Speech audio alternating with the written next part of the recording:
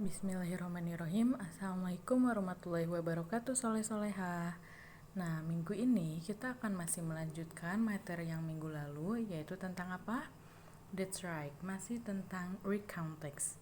Nah, minggu ini kita akan bahas recount text part 2. Coba, silakan kalian buka lagi hasil rangkumannya, tulisannya minggu kemarin. Ada yang masih ingat gak sih, what is recount text? Apa ya recount text itu? Ada yang masih ingat? Nah, anak-anak soleh-soleha, di dalam pelajaran bahasa Inggris ada beberapa teks yang harus kita pelajari.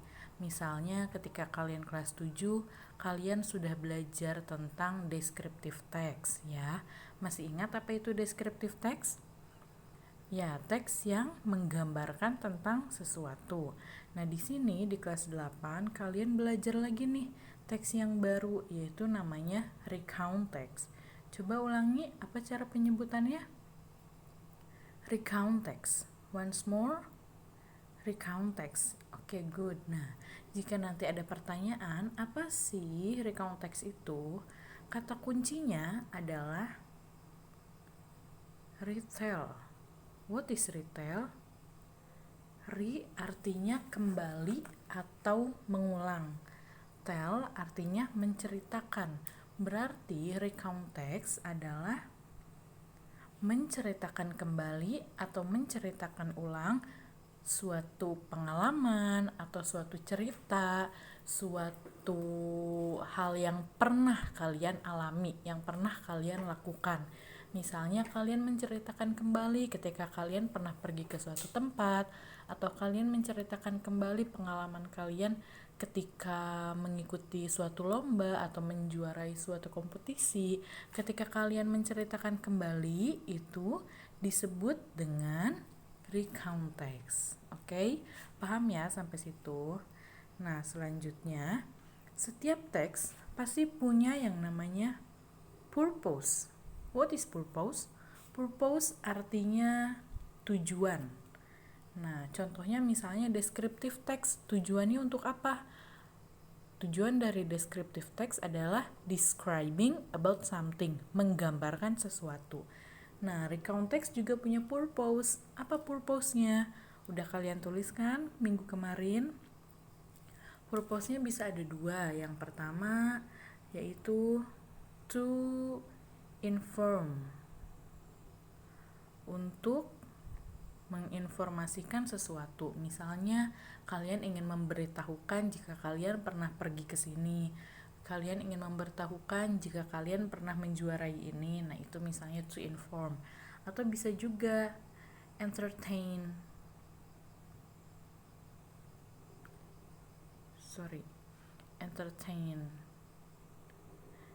Entertain. Jadi tujuan dari recount text itu hanya untuk entertain aja. Apa sih entertain? Readers. Entertain artinya menghibur. Menghibur siapa? Readers, si pembaca. Jadi tujuan dari recount text itu yang pertama untuk menginformasikan sesuatu hal, yang kedua entertain, untuk menghibur si pembaca. Jadi tidak ada sesuatu hal yang berat yang harus dipahami, tidak ada sesuatu yang berat yang harus dihafalkan atau dimengerti. Jadi recount text itu hanya teks yang berisi tentang memberitahukan sesuatu hal yang secara sederhana dan juga hanya untuk menghibur saja. Ya, itu tujuannya. Jadi kalau nanti ada pertanyaan, what is the purpose of recount text? Udah tahu ya apa? Selanjutnya, selain purpose, setiap teks pasti punya yang namanya generic structure. What is generic structure? Generic structure artinya susunan teks, ya. Setiap teks pasti punya generic structure. Jadi teks itu terdiri dari apa aja sih di dalamnya? Contohnya misalnya gini, di sini ada sebuah teks. Ini ada teks gitu ya. Nah, kalau recount text itu apa aja susunannya? How many generic structure of recount text? Ada berapa? Yang udah nulis kemarin masih ingat? Ya, ada 3. Yang pertama apa? Orientation. Oke. Yang pertama disebutnya orientation.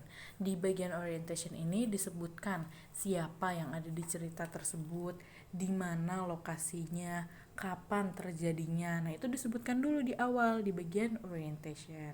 Selanjutnya, ada bagian inti atau bagian kedua disebutnya adalah event.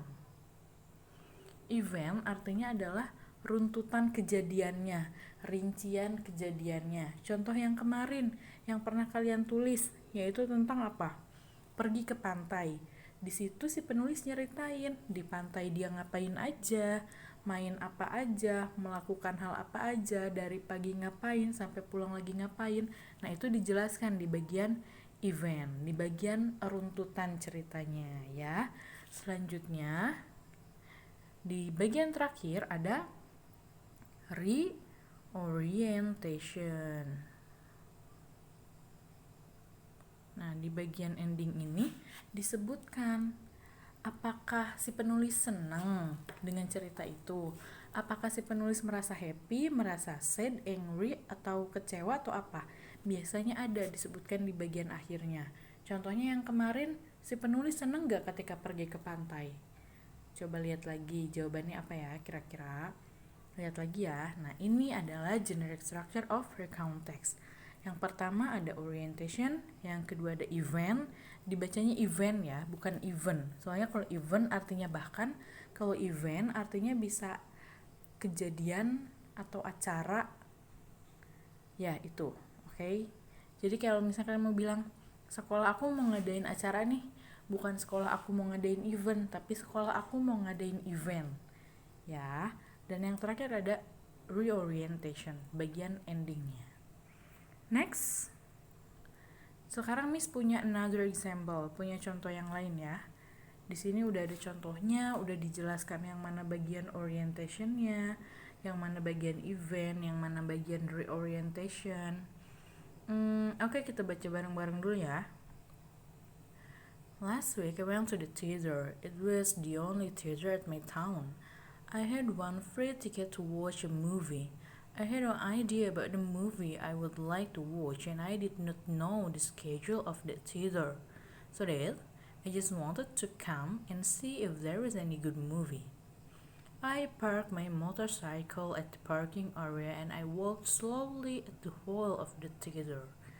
I took my ticket on my wallet and go to the information section to ask about how to use the ticket that day.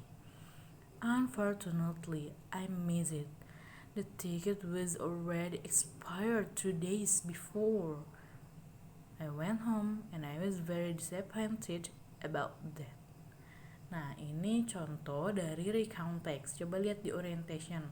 Disebutkan siapa sih yang diceritakan di sini? Si ayah, saya di sini disebutkan I. Terus kapan? Jelas banget di sini ada last week. Di mana kejadiannya? Di theater. Theater itu kayak bioskop ya. Selanjutnya, apa aja runtutan ceritanya di bagian event? Di sini yang pertama dia parkir motornya. Dia parkir motornya. Udah gitu dia jalan ke theaternya, terus dia ngambil tiket, terus dia ke tempat tiket. Tapi inti dari cerita ini ternyata apa? Dia miss, dia kehilangan kesempatan. Jadi tiketnya itu udah hangus, udah expired. Nah, di orientation disebutkan nih apa perasaan si penulis. Kira-kira apa? Di sini ada kata disappointed. Artinya adalah kecewa. Jadi inti dari cerita ini dijelaskan.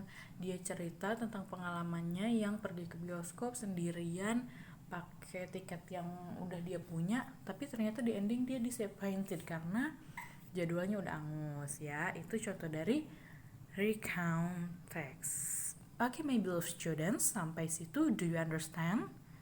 Sudah paham tentang recount text? Jadi intinya adalah kalian menceritakan kembali pengalaman yang pernah kalian alami, oke? Nah, sekarang Miss punya tugas nih buat kalian ya. Miss minta kalian post satu foto di feed IG kalian, kayak gini contohnya.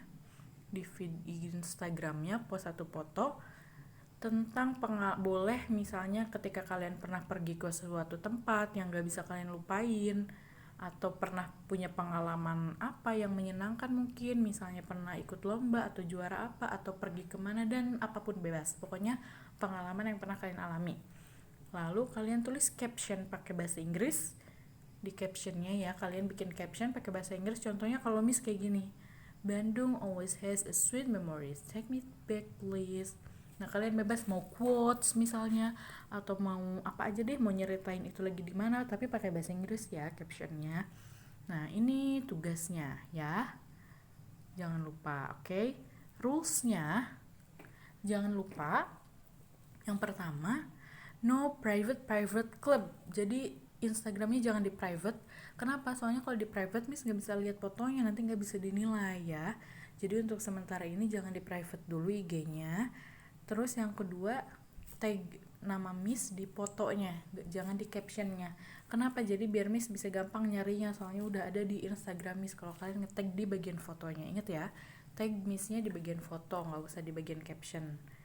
Dan yang terakhir, jangan lupa juga tulis nama kalian dan kelasnya di caption. Oke guys, sampai situ materi kita untuk minggu ini. Jika ada yang mau ditanyakan, you can chat me on WA, via WA.